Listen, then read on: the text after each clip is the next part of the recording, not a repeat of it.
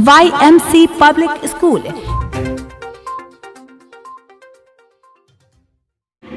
फुलवारी शरीफ दलित बच्चियों के दुष्कर्म के मामले में आज एक नया रुख सामने आया है निकल करके। सीनियर एसपी ने इसका उद्भेदन करते हुए खुलासा किया है। क्या कुछ सीनियर एसपी कह रहे हैं, पहले आप उनकी इस बातों को सुनिए। अपहरण हो गया था और बाद में 9 तारीख को सुबह जो है उनका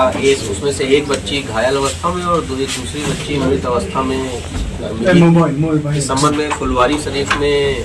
FIR अंकित करके ASP फुलवारी के नेतृत्व में एक टीम का गठन किया गया था, जिसमें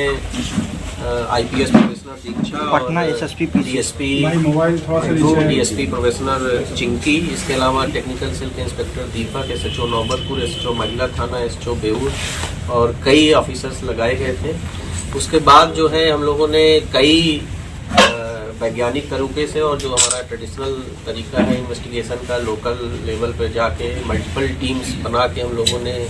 वहाँ की स्थानीय जो छोटी बच्चियाँ थीं, जो महिलाएं थीं, उन लोगों से बात की और उसके बाद जो है जो इन्फॉर्मेशन मिली थी उसके आधार पर, संदेह के आधार पर हम लोगों ने 2-3 लोगों को जो है पूछताछ के लिए ले आए थे। पूछताछ के क्रम में जो है इस पूरे मामले का उद्भेदन हुआ है और अभी तक जो बात आई है वो ये है कि एक व्यक्ति हैं, उसी जो आलमपुर गांव है उसके बगल में लगे हुए गांव है, वहाँ देवानंद राय उर्फ भोकलू,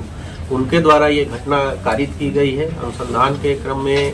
हम लोग जो घायल बच्ची है उससे भी जब लगातार एम्स में हमारी जो IPS प्रोफेशनल है दीक्षा और DSP जो इस केस की चीफ IO हैं अन्नू, ये पूछताछ कर रही थी, तो बच्ची भी बार बार एक ही व्यक्ति की बात बता रही थी। हालांकि उसने 2 महिलाओं की बात की, लेकिन हम लोग को शुरू से ये संदेह लग रहा था कि महिलाओं की इसमें भूमिका नहीं होगी। तो बाद में अनुसंधान में यही बात आया कि इस एक व्यक्ति द्वारा ही ये घटना कारित की गई है। घटना का जो विवरण है वो ये है कि दोनों बच्चियां जो हैं वो जो गोबर से बना जो है उपला होता है, गोईठा जिसको लोकल लैंग्वेज में बोलते हैं, उसको लेने के लिए घर से निकली थी और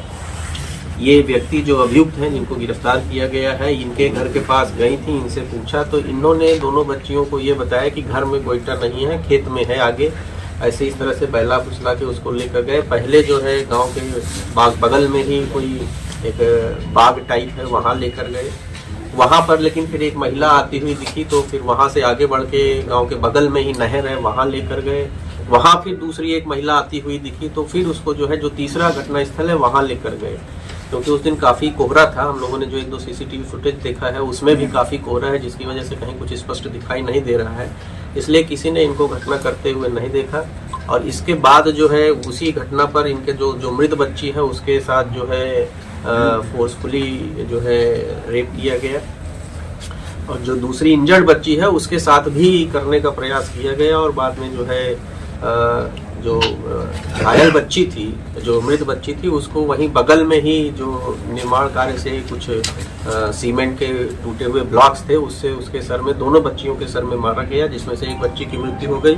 और दूसरी बच्ची को भी मृत जानकर ही इनके द्वारा वहां छोड़ा गया था। उसके बाद गिरफ्तारी के बाद जो है हम लोगों ने अभियुक्त की निशानदेही पर जिस पत्थर से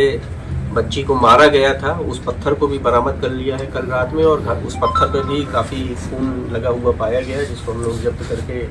फर्दर FSL जांच के लिए भेज रहे हैं। इसमें पूछताछ के क्रम में ये भी बात आई, जब हम लोग कल इनसे पूछताछ कर रहे थे तो इन्होंने पुलिस को जो है बहकाने की भी कोशिश की, 2 व्यक्तियों का नाम बताया, लेकिन आगे अनुसंधान के क्रम में उसमें एक और महत्वपूर्ण बात प्रकाश में आई कि जिस व्यक्ति का ये नाम बता रहे थे, जो बता रहे थे कि इनके साथ घटना में शामिल है, उसकी बच्ची को भी इन्होंने जो है 3-4 महीने पहले गोद में उठा के ले जाते हुए देखा था, लेकिन उसकी माँ ने देख लिया था और उसके बाद शोरगुल करके उसको बचाया था और उस संबंध में भी गांव वालों ने इनके साथ कुछ हल्की फुल्की मारपीट और गाली गलौज किया था, लेकिन इस घटना की सूचना पुलिस को नहीं दी गई थी। उसी के परिवार से जुड़ा एक और व्यक्ति का नाम इनके द्वारा बताया गया था, लेकिन बाद में अनुसंधान के क्रम में ये पता चला कि उस व्यक्ति की माँ को एक घटना हुई थी फुलवारी शरीफ में 19 अप्रैल को,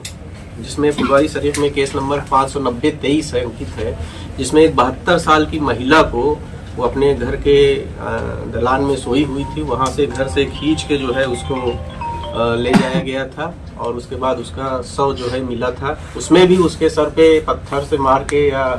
किसी मजबूत चीज से मार के उसकी हत्या कर दी गई थी।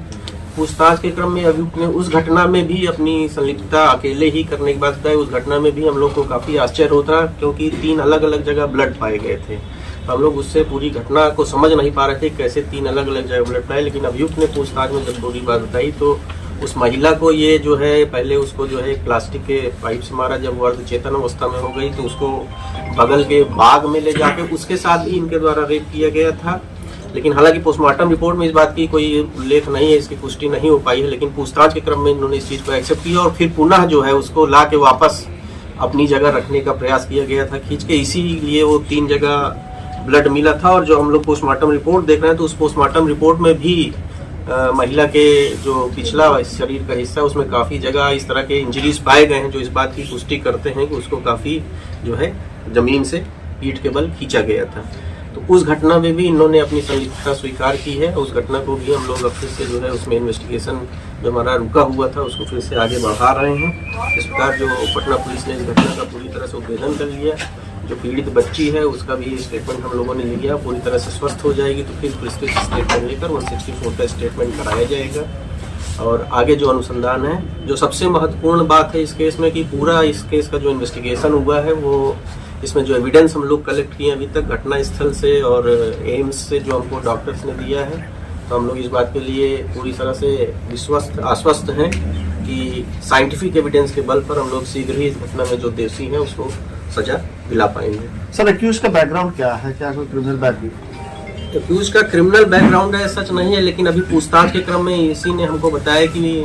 जो 3-4 वर्ष पूर्व बैल चोरी के मामले में ये एक बार जेल जा चुके हैं अब, लेकिन हम लोग उसको फर्दर जो है अपने रिकॉर्ड से वेरीफाई कर रहे हैं। क्या दोनों बच्चियों के दूसरी बच्ची के साथ भी रेप का हुआ है कि जो डॉक्टर ने जो हम लोग को दिया है इंजरी रिपोर्ट दी है उसमें जो उन्होंने कहा है कि संभावना से इनकार नहीं किया जा सकता। इसके अलावा उन्होंने कई तरह के हम लोग को